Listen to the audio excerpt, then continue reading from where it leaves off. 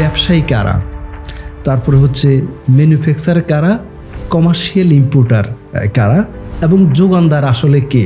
সাধারণ মানুষ বা জনগণ যারা কিনা ব্যবসা বাণিজ্যের সাথে যুক্ত, এরকম সব মানুষকে কিন্তু ব্যবসায়ী বলি, তাই না? যিনি আমদানি করেন তিনিও ব্যবসায়ী, যিনি মিল ফ্যাক্টরি চালান তিনিও ব্যবসায়ী, পাইকার ব্যবসায়ী, আড়তদার ব্যবসায়ী, সবাইকে আমরা ব্যবসায়ী বলি।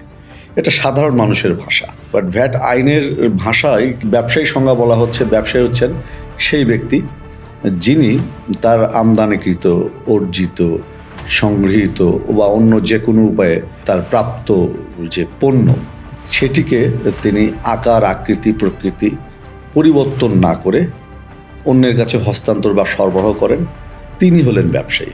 এখানে যে শব্দগুলো খুব গুরুত্বপূর্ণ সেটা হচ্ছে ব্যবসায়ী তিনি যে পণ্য আমদানি করছেন বা সংগ্রহ করছেন বা অন্যের কাছ থেকে ক্রয় করছেন, তিনি সেই পণ্যগুলো ঠিক যেইভাবে অ্যাজ ইট ইজ সংগ্রহ করছেন বা ক্রয় করছেন বা আমদানি করছেন, হুবহু একইভাবে কোনো ধরনের পরিবর্তন না করে সরবরাহ করবেন, জাস্ট হস্তান্তর করবেন, তিনি হলেন ব্যবসায়ী।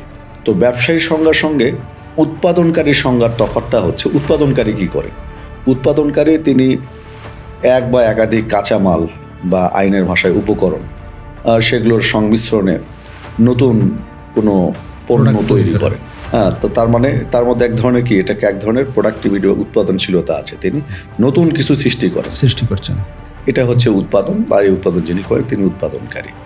তার সঙ্গে সঙ্গে আমরা ব্যবসায়ীর সঙ্গে যদি লিঙ্ক করি, অন্যের কাছ থেকে সংগৃহীত বা আমদানিকৃত কোনো পণ্য, মানে আরেকজনের উৎপাদিত পণ্য সেটিকে যদি প্যাকিং, রিপ্যাকিং, ব্র্যান্ডিং, রিব্র্যান্ডিং বা যে কোনোভাবে যে কোনো পরিবর্তন যদি করেন একজন ব্যক্তি, তখন কিন্তু তিনি আর ব্যবসায়ী থাকবেন না।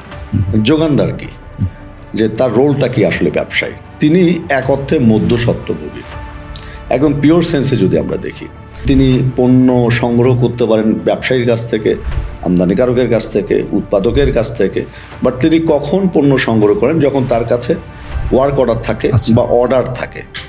যতক্ষণ অর্ডার থাকে না ততক্ষণ পর্যন্ত যোগানদার তার ব্যবসায়িক প্রক্রিয়া শুরু করে না। এটা আমরা সাধারণভাবে বলি আর কি। তো সেইভাবে যদি আমরা চিন্তা করি, যোগানদারও একজন ব্যবসায়ী, কারণ যোগানদারও আকার, আকৃতি, প্রকৃতি পরিবর্তন না করে পণ্য সরবরাহ করে। তো সেই বিবেচনায় আমরা যোগানদারকেও ব্যবসায়ী বলতে পারি। তো যোগানদার আর ব্যবসায়ীর মধ্যে তফাৎটা হচ্ছে, যে সকল ব্যবসায়ী উৎসে কর্তনকারী প্রতিষ্ঠানের নিকট, তাদের নিকট যে সকল ব্যবসায়ী কার্যাদেশ, টেন্ডার বা যে কোনো আদেশের বিপরীতে পণ্য সরবরাহ করেন, তিনি হলেন যোগানদার।